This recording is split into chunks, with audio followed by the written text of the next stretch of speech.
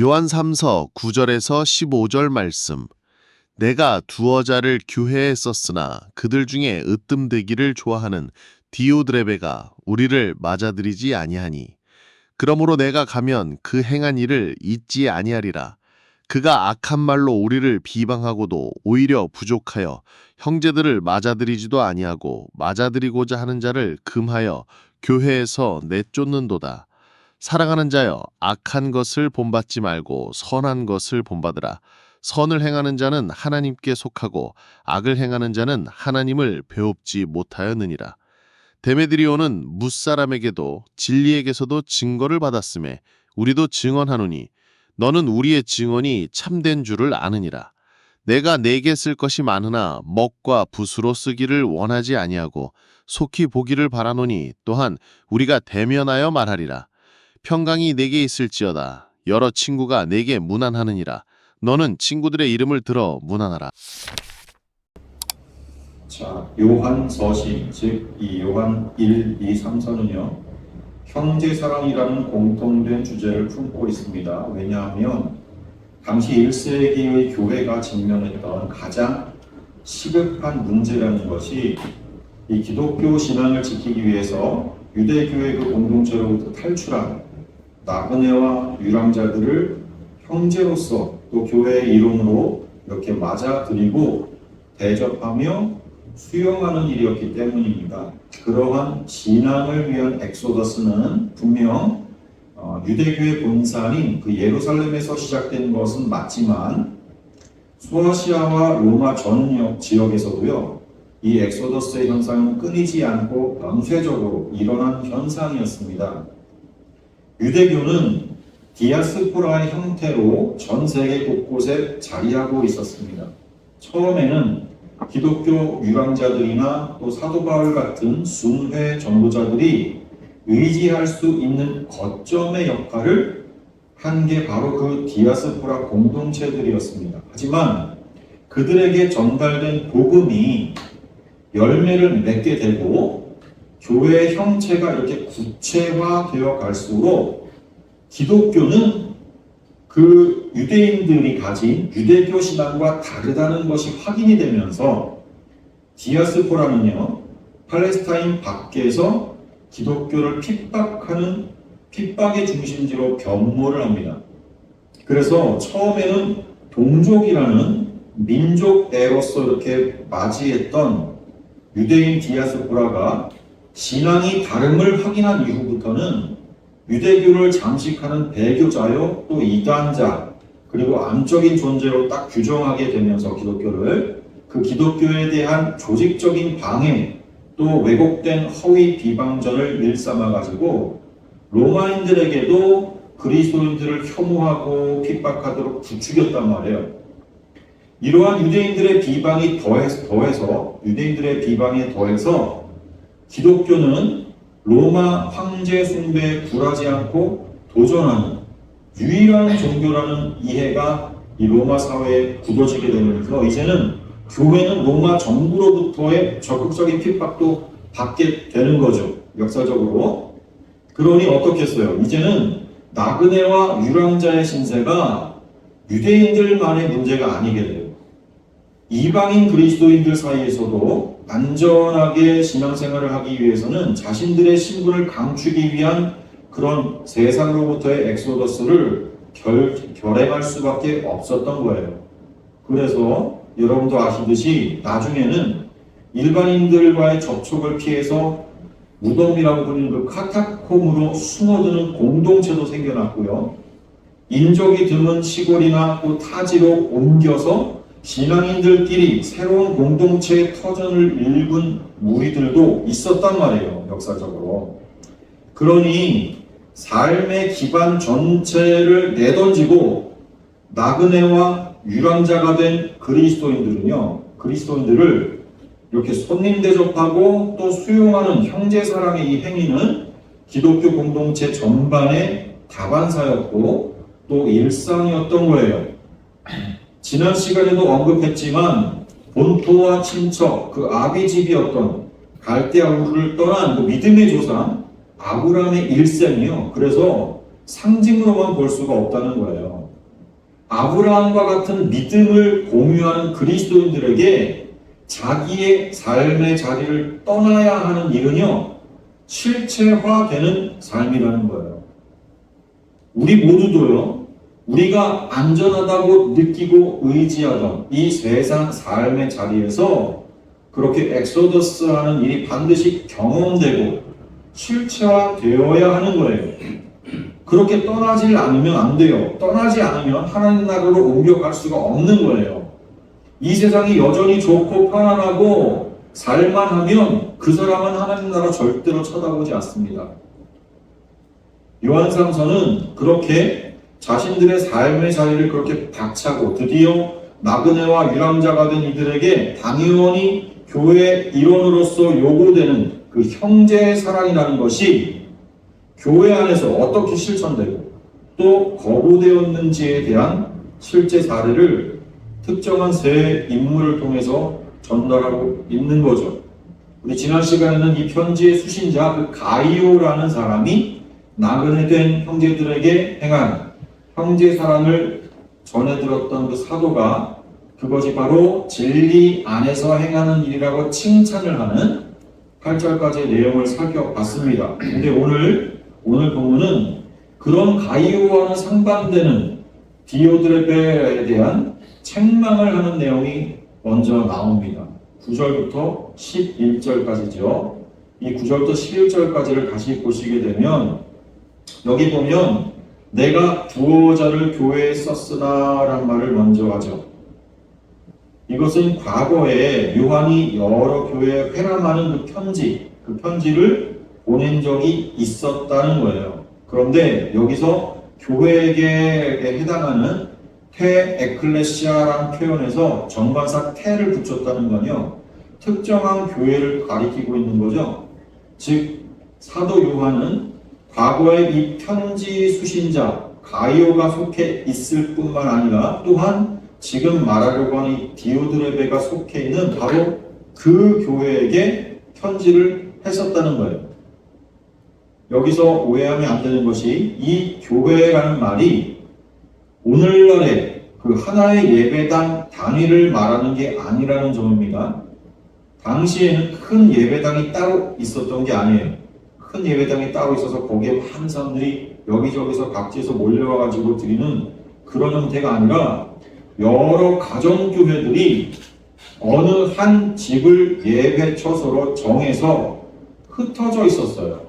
그래서 여기 가정교회 저기 가정교회 그런 식으로, 물론 후대로 갈수록 교회가 이제 대형화되어져서 조직화되고 그래서 예배당을 짓는 일이 생겨났습니다. 하지만 1세기 교회는요, 유대인들과 로마 정부로부터의 그 박해와 핍박이 있었던 때이기 때문에 공개적으로 예배당을 짓고서 여기 우리 있어요 그런 데가 아니었단 말이에요. 그러니까 여기 나오는 이 가이오와 디오드레베는 그런 가정교회의 모습으로 예배처소를 제공을 했던 교회 지도자급의 사람들이었던 거예요. 그러니까 가이오의 집에서도 모였고 디오드레베의 집에서도 교회로 모였던 거예요. 그들 사이에서는 장로로서 대우받았을 가능성은 있어요. 하지만 정식 목회자인 감독의 지위를 가진 정도로까지는 보이지 않습니다. 편지의 내용을 우리가 보면 가이오나 디오드레베 어떤 누구에게도 감독의 권위를 유추할 만한 어떤 언급도 없어요. 자, 두어 자를 교회에 썼다는 이 편지는 사도 요한이 보낸 전달자들의 손에 쥐어져서 보내졌었는데, 편지가, 이 편지들이 디오드레베가 속한 교회 앞에서는 운전박대를 당하고서 이 편지를 쓴 사도요 장로인 요한까지 배격당했다는 거예요. 이 내용상으로는 예수 그리스도를 한 주로 모시는 교회가 말이죠, 주님의 사랑하시는 제자 그 요한의 편지를 거절한다? 이건 단순한 거절의 문제가 아닌 겁니다.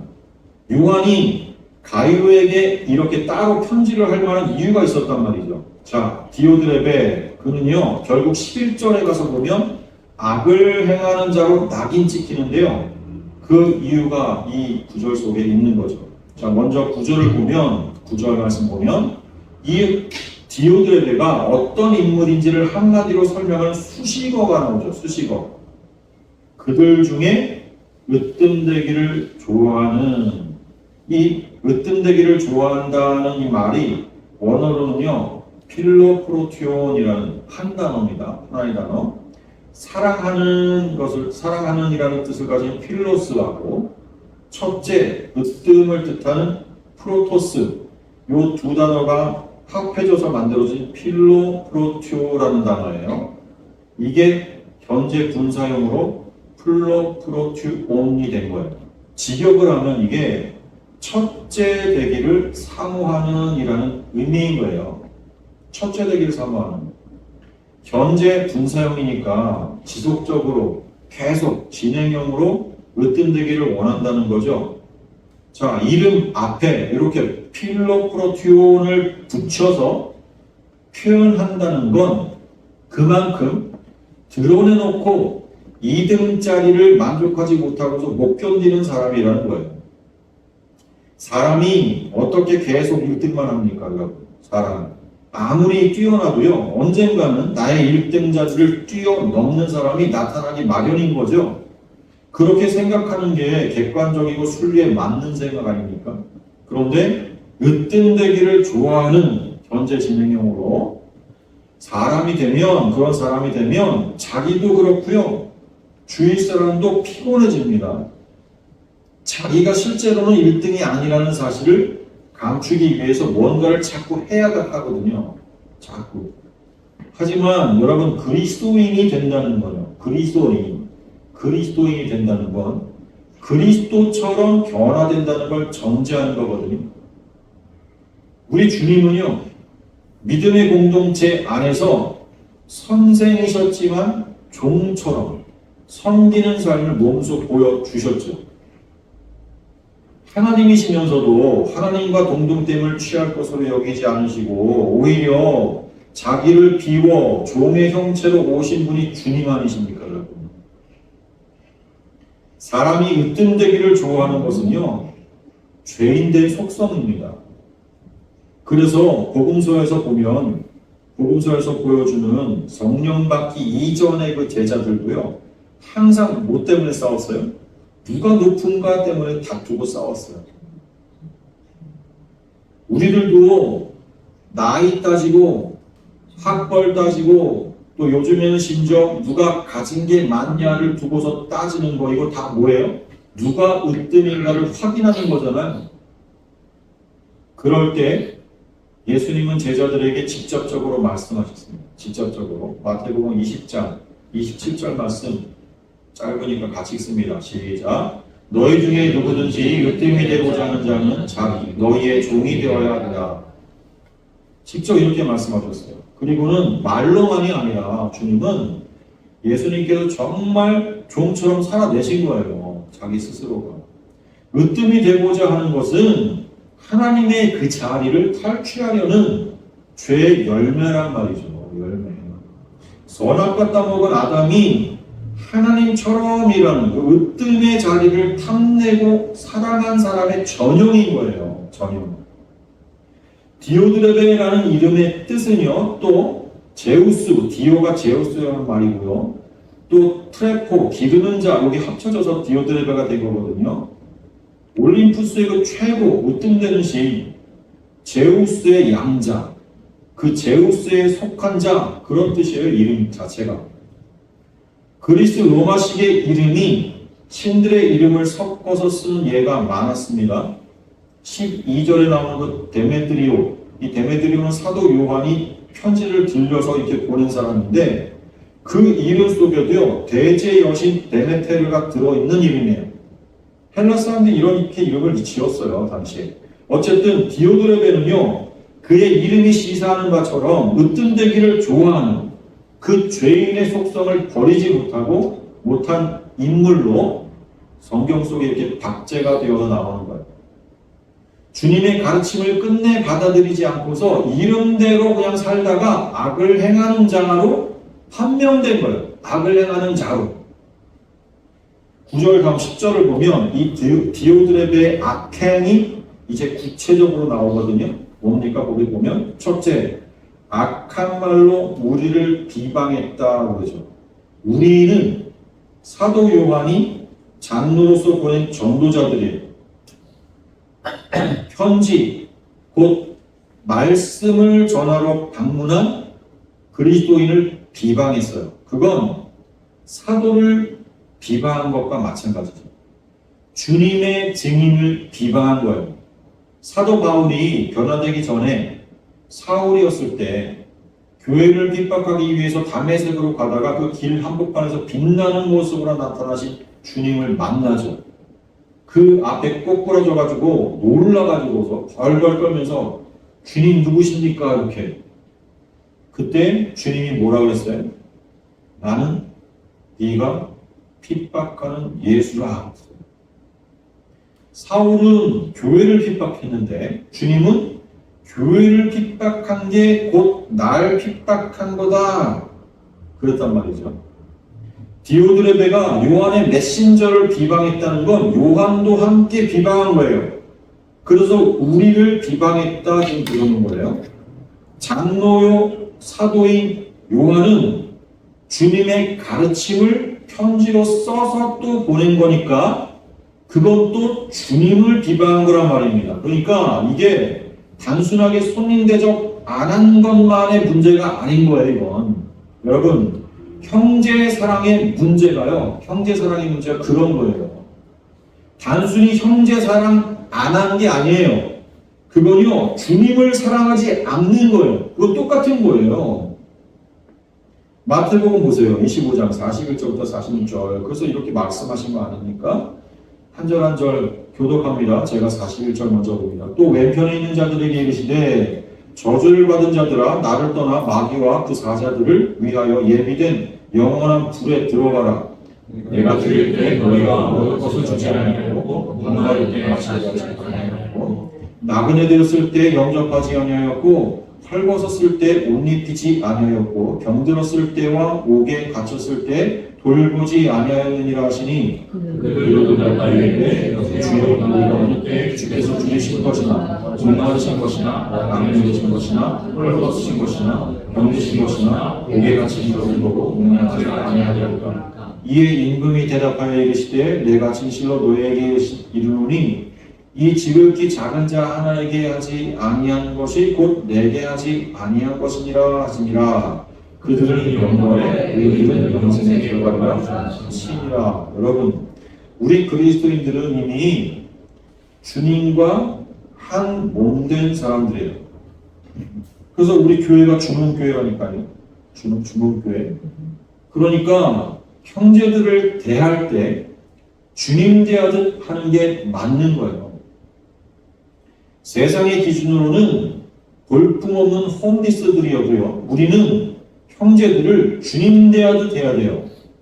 그게 곧 주님에 대한 행위가 되기 때문에 그래요. 우리는 가족들 사이에서도 특히 가족으로서만 대하는 게 아니에요. 믿는 사람들이라면 주님께 대하듯 해야 된다니까요. 가족에게 대하듯 해서도 모자라요. 주님께 대하듯 해야 되는 거예요. 가족에게 내가 어떠한 말을 하고 어떤 행위를 하는가는 주님에게 하는 것과 똑같은 거란 말입니다, 여러분.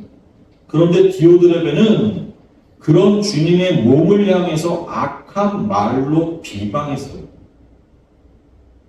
그리고 두 번째는 그것으로도 부족해서 형제들을 맞아들이지 않았습니다.